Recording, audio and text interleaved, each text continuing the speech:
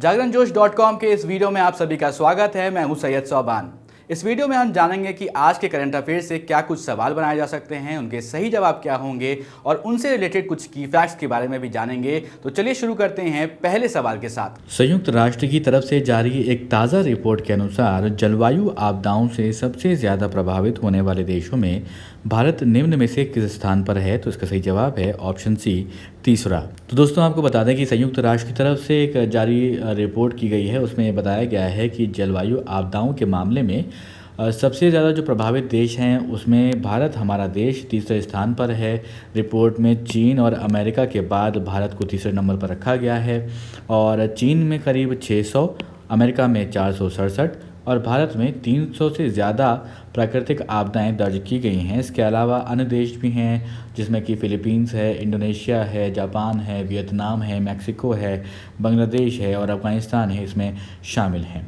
अब बढ़ते हैं दोस्तों अपने अगले सवाल की तरफ। हाल ही में किस राज्य सरकार ने सरकारी नौकरियों में 33% की महिला आरक्षण को मंजूरी दे दी है? तो इसका जो सही जवाब है वो है पंजाब। दोस्तों आपको बता दें कि पंजाब सरकार ने पंजाब सिविल सेवा में महिलाओं के लिए पदों का आरक्षण नियम 2020 को मंजूरी दे दी है। इस फैसले के तहत राज्य की सरकारी नौकरियों में सीधी भर्तियों में महिलाओं को 33% का रिजर्वेशन मिलेगा।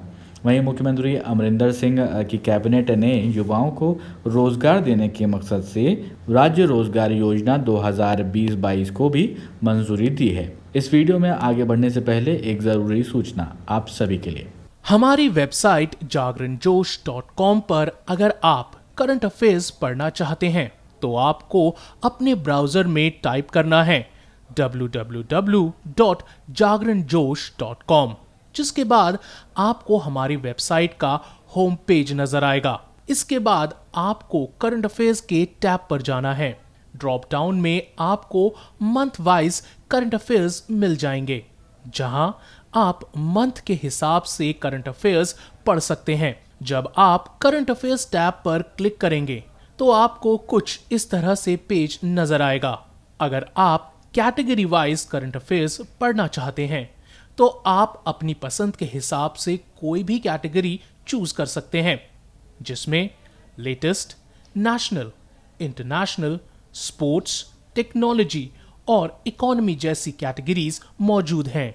दोस्तों अब बढ़ते हैं अपने अगले सवाल की तरफ। किस देश ने कोविड-19 की दूसरी वैक्सीन, कोविड-19 वैक्सीन जिसे कहते हैं, तो वो उसकी शुरुआती ट्रायल के बाद स्वीकृति उसको दे दी है? तो इसका सही जवाब है रूस। आप सब जानते हैं, सवाल में ही इसका जवाब है, क्योंकि आप जानती हैं पहले जो एक वैक्सीन थी स्पुतनिक 5 वो रशिया ने जो है उसको अनुमति दी थी और उसके बाद अब दूसरी वैक्सीन भी जो है रूस ने बताया है कि उसको भी अनुमति मिली है। तो रूस के राष्ट्रपति व्लादिमीर पुतिन ने सरकारी मीटिंग में ये बताया कि रूस ने कोविड-19 की दूसरी वैक्सीन को नियामक मंजूरी दे दी है। वैक्सीन साइबेरिया के वेक्टर इंस्टीट्यूट द्वारा विकसित की गई है और पिछले महीने इसने मानव परीक्षण के प्रारंभिक चरण पूरे कर लिए और हालांकि वैक्सीन के फेज़ 3 के ट्रायल अभी शुरू नहीं हुए हैं। अब बढ़ते हैं अपने अगले सवाल की तरफ।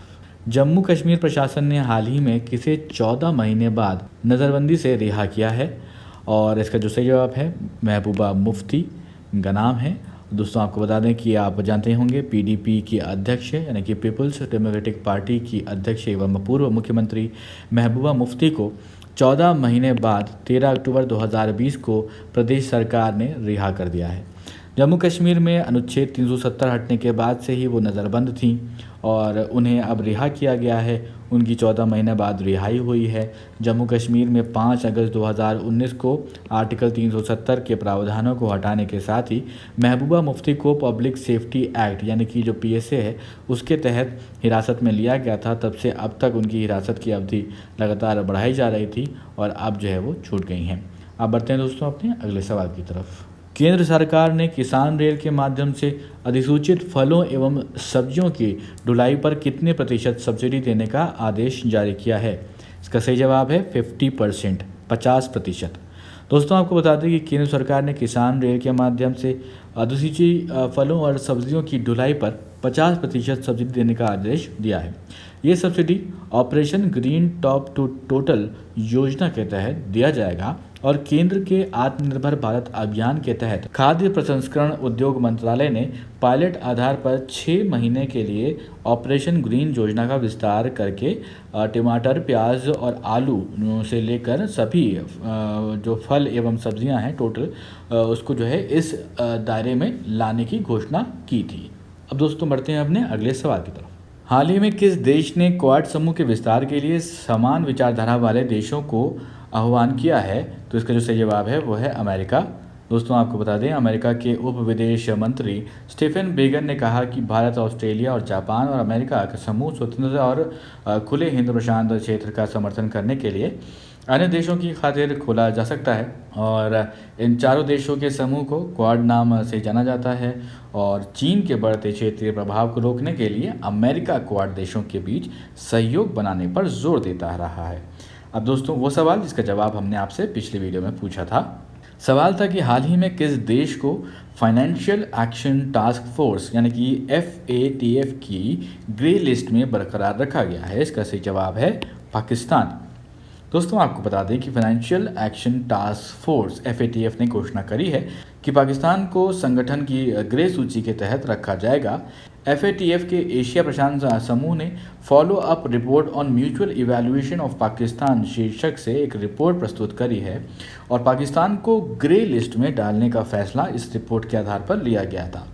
इस रिपोर्ट में यह कहा गया था कि आतंक के वित्त पोषण और एंटी मनी लॉन्ड्रिंग से निपटने की प्रभावशीलता पर पाकिस्तान की प्रगति 2019 की तुलना में काफ़ी हद तक अपरिवर्तित रही है। दोस्तों अब एक सवाल आपके लिए जिसका जवाब आपको हमें कमेंट बॉक्स में लिख कर देना है। सवाल है कि विश्व मानक दिवस यानी कि वर्ल्ड स्टैंडर्ड्स डे निम्न में से किस दिन मनाया जाता है? आपके ऑप्शंस हैं 10 मार्च, 12 अप्रैल, 14 अक्टूबर या फिर 16 जून। आप अपने जवाब हमें कमेंट बॉक्स में लिख कर दीजिए। अगर ये वीडियो आपको पसंद आया तो इस वीडियो को लाइक करें, इस वीडियो को शेयर करें अपने दोस्तों के साथ और अभी तक आपने हमारे चैनल को सब्सक्राइब नहीं किया है दोस्तों तो ज़रूर सब्सक्राइब करें और देखते रहें जागरणजोश.com।